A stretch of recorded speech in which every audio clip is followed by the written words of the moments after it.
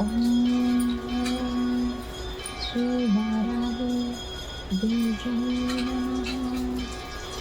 ॐ श्री वाराही देव्यै नमः।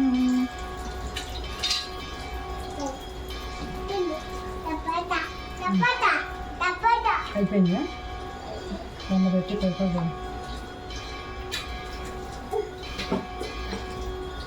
ॐ शुक्लाम्बरधरं विष्णुं शशिवर्णं चतुर्भुजं प्रसन्नवदनं ध्यायेत् सर्वविघ्नोपशान्तये।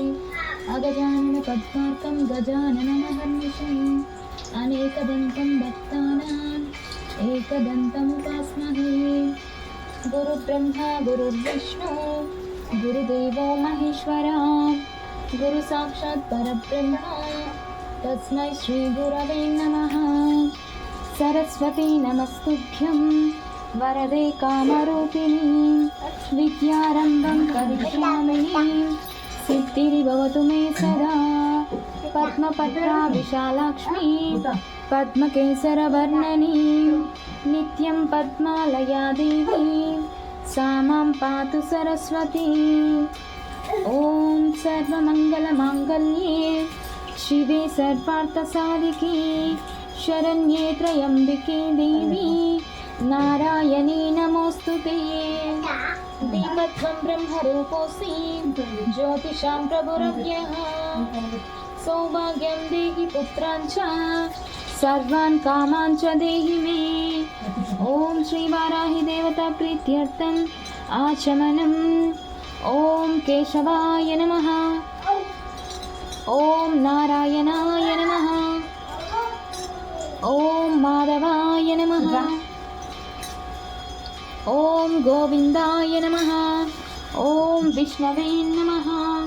ॐ मधुसूदनाय नमः। ॐ त्रिविक्रमाय नमः। ॐ वामनाय नमः। ॐ श्रीधराय नमः। ॐ हृषिकेशाय नमः। ॐ पद्मनाभाय नमः। ॐ दामोदराय नमः। ॐ संकर्षणाय नमः। ॐ वासुदेवाय नमः। ॐ प्रद्युम्नाय नमः। ॐ अनिरुद्धाय नमः। ॐ पुरुषोत्तमाय नमः। ॐ अतोक्षजाय नमः। ॐ नारसिंहाय नमः। ॐ अच्युताय नमः। ॐ जनार्दनाय नमः। ॐ उपेन्द्राय नमः। ॐ हरये नमः। ॐ श्रीकृष्णाय नमः। ॐ श्रीवाराहि देवता प्रीत्यर्थम् आचमनं सम्पूर्णम्।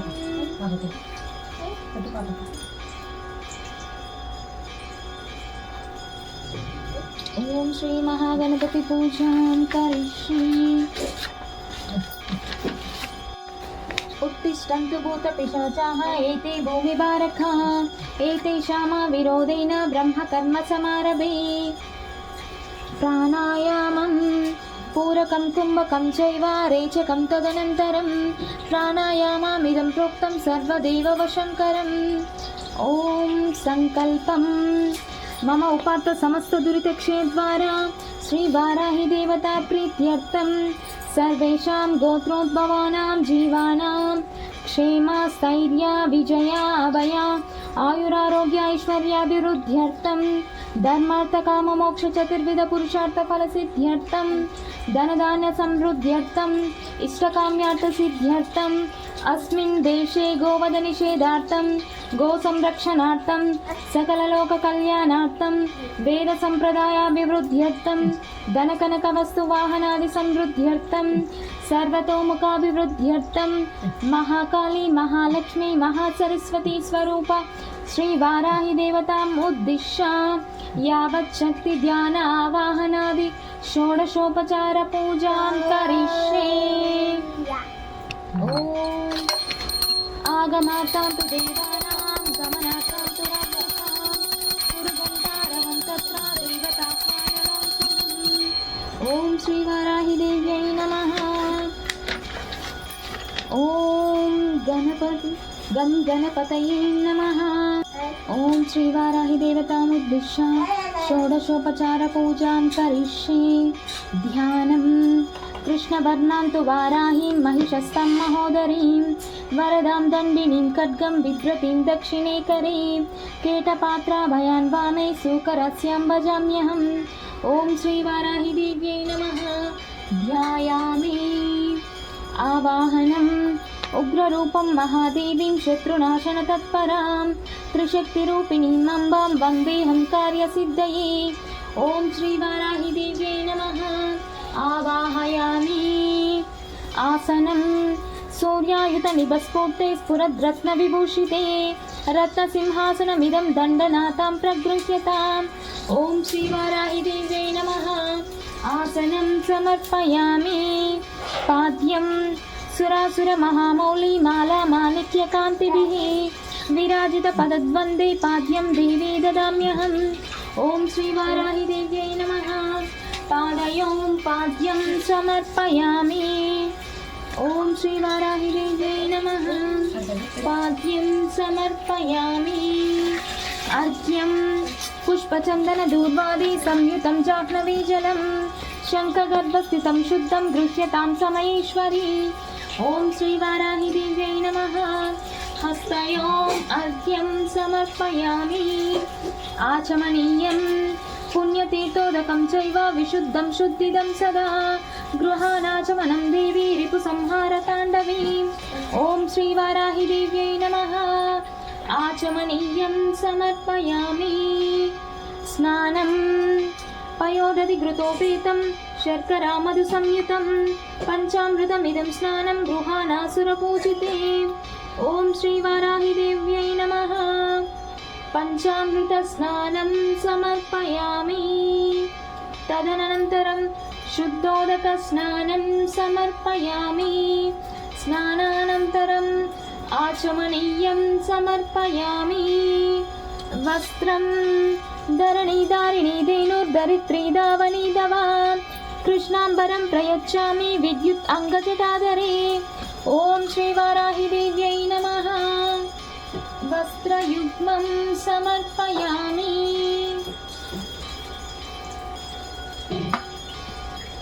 वस्त्रयुग्मधारणानन्तरम् आचमनीयं समर्पयामि यज्ञोपवीतं ऋग्यजुःसामरूपा च परापौत्रीण्युदुम्बरां सौवर्णं यज्ञसूत्रं ते ददामि परमेश्वरी ॐ श्रीवाराहिदेव्यै नमः। यज्ञोपवीतं समर्पयामि गन्धं कस्तूरी कुङ्कुमैर्युक्तं घनसारविमिश्रितं मलयाचलसम्भूतं चन्दनं प्रतिगृह्यताम् ॐ श्रीवाराहिदेव्यै नमः। श्रीगन्धान् धारयामि हरिद्रा कुङ्कुमादि सुगन्धद्रव्याणि समर्पयामि पुष्पम् आभरणं तुरीयावनसम्भूतं नानागुणमनोहरम् आनन्दसौरभं पुष्पं गृह्यतां परदेवताम् ॐ श्रीवाराहिदेव्यै नमः।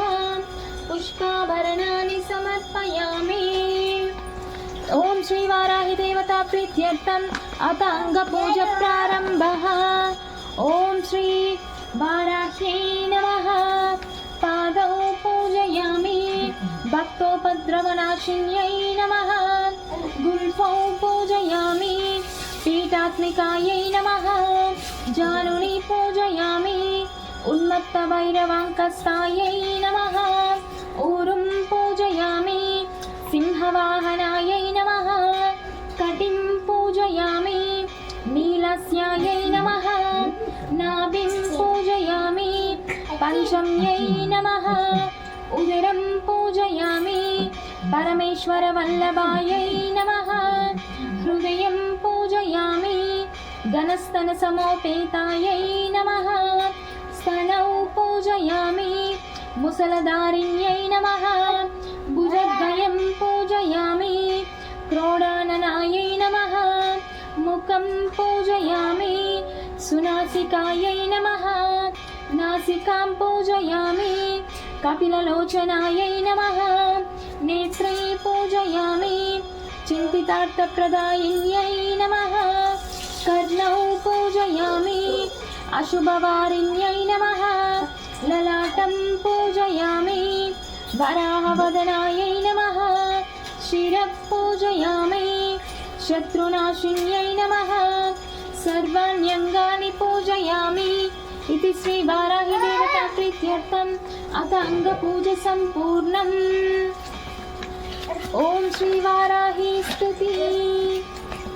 नमोस्तु देवी वाराही जयैकार स्वरूपिणी जपित्वा भूमिरूपेण नमो भगवत प्रिये जय क्रोडास्तु वाराही देवी त्वां च नमाम्यहम् जय वाराही विश्वेशी मुख्य वाराही ते नमः मुख्य वाराही वन्दे त्वाम् अंदे अंदिनि ते नमः सर्वदुष्ट प्रदुष्टानां वाक्स्तम्भनकरी नमः नमस्तम्बिनि स्तम्भे त्वां जृम्भे जृम्भे ते नमः रुन्दे रुन्दिनि वन्दे त्वां नमो देवी तु मोहिनी स्वभक्तानां हि सर्वेषां सर्वकामप्रदे नमः बाहुहस्तम्भकरी वन्दे चित्तस्तम्भिनि ते नमः चक्षुस्तम्भिनि त्वां मुख्यां स्तम्भिनि ते नमो नमः जगत्स्तम्भिनि वन्दे त्वां जिह्वा स्तम्भनकारिणी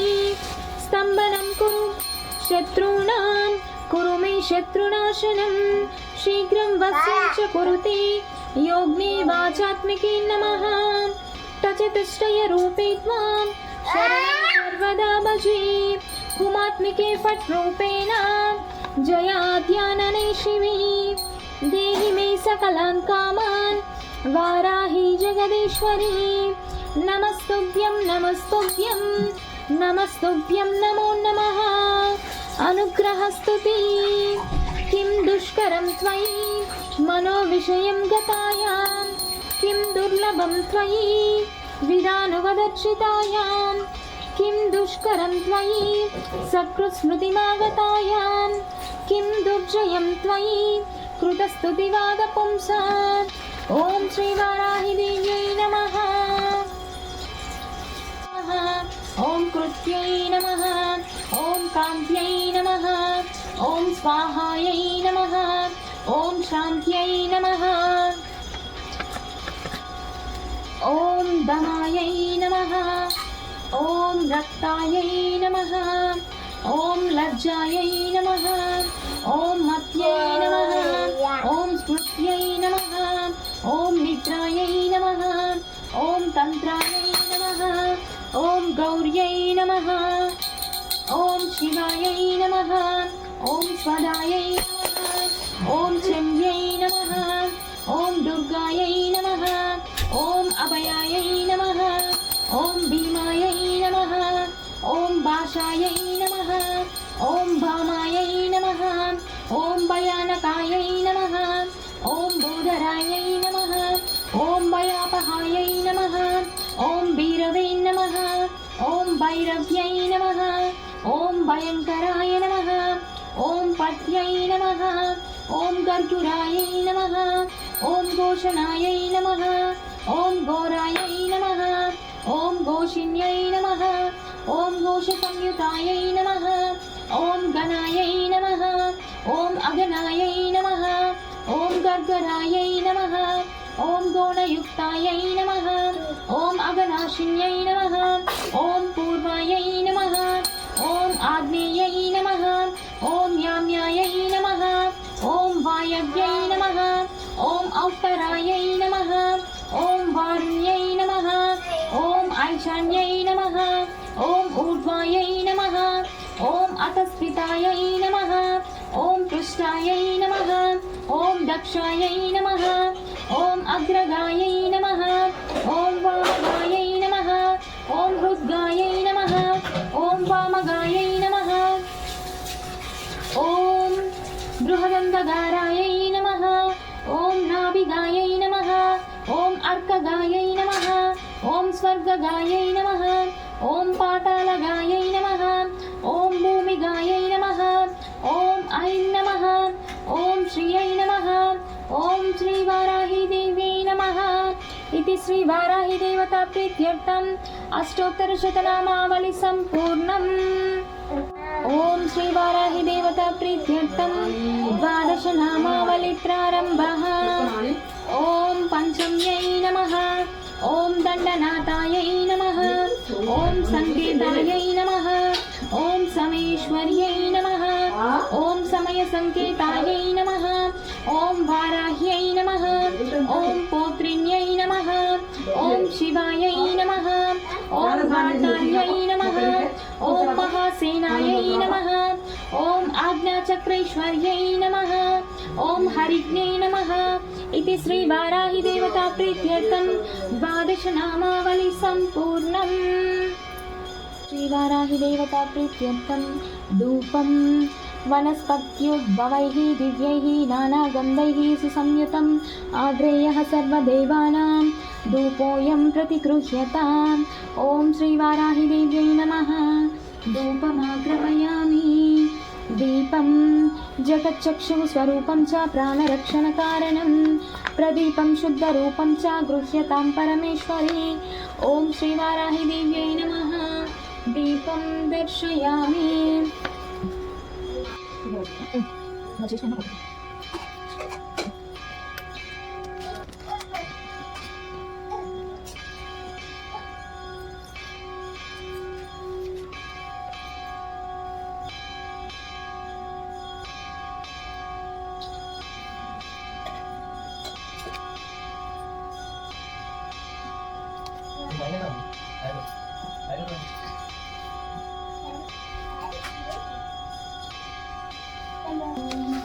शर्करा मधु संयुक्तम् आज्यावैर्यदपूरितं गृहाणदेवी नैवेद्यं भक्तोपद्रवनाशिनी। ॐ श्री वाराही देव्यै नमः। महानैवेद्यं